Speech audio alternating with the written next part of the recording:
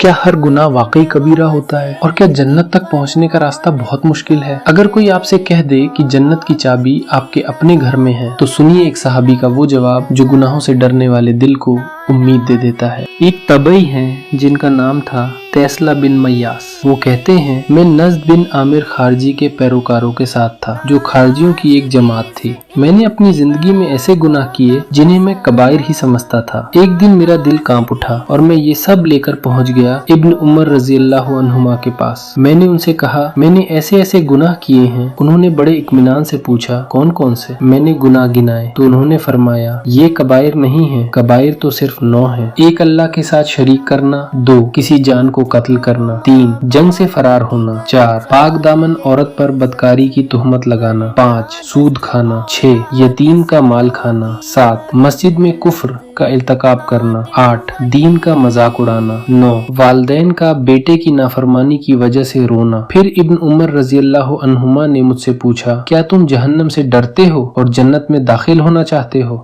मैंने कहा, हाँ अल्लाह की कसम। उन्होंने पूछा, क्या तुम्हारे वालिदैन जिंदा हैं? मैंने कहा, मेरे पास मेरी वालदा है। तो उन्होंने फरमाया, अल्लाह की कसम, अगर तुम अपनी माँ से नरमी से बात करो और उसे खाना खिलाओ तो तुम जरूर जन्नत में दाखिल हो जाओगे, जब तक तुम कबीरा गुनाहों से बचते रहोगे। जन्नत के रास्ते अक्सर माँ के कदमों से होकर जाते हैं। अगर तुम जहन्नम से डरते हो और जन्नत में दाखिल होना चाहते हो तो अपनी माँ से नरमी से बात करो, उसको हाथों से खाना खिलाओ और कबीरा गुनाहों से बचते रहो, क्योंकि जन्नत की राह अक्सर माँ की दुआओं से होकर गुजरती है। तुम जन्नत बहुत दूर मत तलाश करो, वो शायद तुम्हारी दहलीज के पास खड़ी हो, एक बूढ़ी माँ की शक्ल में, जिससे ऊंची आवाज में बात करना आसान है मगर नरमी से बात करना इबादत है। कबीरा गुनाहों से बचो और उस दिल को मत दुखाओ जिसकी दुआ सीधे आसमान तक पहुँचती है।